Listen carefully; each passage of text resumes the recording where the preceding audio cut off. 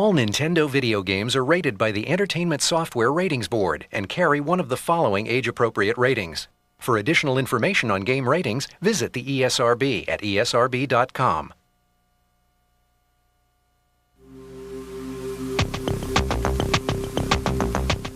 Want some great entertainment this holiday? Head on down to Toys R Us. While you're there, you can check out the great new games coming from Nintendo. The Legend of Zelda, Majora's Mask for the N64 is coming October 26th. Some consider it a sequel to the greatest video game ever. Others claim that it's much better than the original. Let's talk with the experts at Nintendo. Being a sequel to the best video game of all time wouldn't be a bad thing within itself, but at the same time, The Legend of Zelda, Majora's Mask is much more than a sequel. In fact, you could label it as a sequel, but then you have to take everything you know about sequels and throw it out the window. When you first start the game, you're riding through the forest on horseback, and then you come across a skull kid, your horse rears up, and you fall off. And when you're knocked out, the kid actually comes up and takes your ocarina, and he also steals your horse, and that's kind of what starts it off. You got 72 hours to save the Earth. Link has to unravel the mystery of Majora's Mask within 72 hours, or else the moon will crash into the Earth. And if you can't solve the mystery within 72 hours, game over. There's 24 different masks in this game. If you take the Goron mask and you put it on, then you have the ability to turn into a Goron. You actually see him go through a transformation, and then he's a Goron, and you're able to do things you weren't normally able to do. You turn into a rolling Goron, and that's the only way to cross some parts of the game. If you get a Zora mask, instead of just kind of swimming on top of the water, you can actually put the Zora mask on and you have the ability to walk underwater. You can swim extremely fast underwater.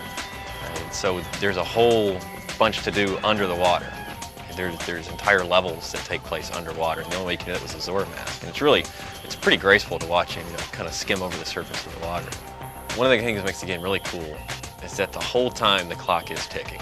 The moon is getting closer, and you're not going to stop any of that. You have so many things that you have to accomplish to stop this moon from falling. If you mess up even the least little bit on a couple of these things. The Legend of Zelda Majora's Mask requires the expansion pack to work. This game uses the expansion pack in a way that a lot of games haven't really used it yet. The bosses are more detailed. They'll have a higher polygon count. One boss in particular, the jungle boss, one of the first bosses you fight, if you start beating him, then he calls 6 bugs to his rescue, and so you have that many more things on the screen. We hit him a couple more times, then he releases about 300 butterflies into the air that will attack you. It's really incredible to see all that on screen. Everybody's going to love this game. Miyamoto is known for redefining the way games are supposed to be played, and this one's no exception. The Legend of Zelda Majora's Mask, your Link, and the world is waiting on you. Reserve your copy now at Toys R Us with a $10 deposit, and you'll be guaranteed to get a collector's edition gold cartridge with this unique 3D label.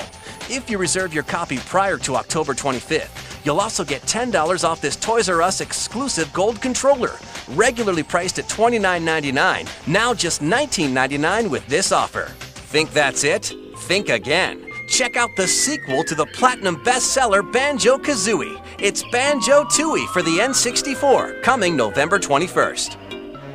It's an extension of an already great game. First off, you're given all of the old moves that you had before, and being Banjo-Tooie, there's going to be more moves, larger environments, better graphics.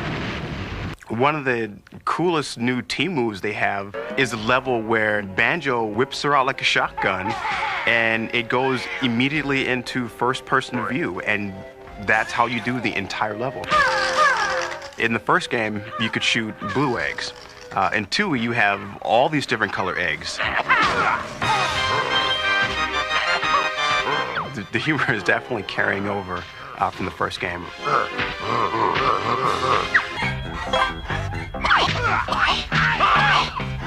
Banjo 2 has definitely given me everything that I've ever expected.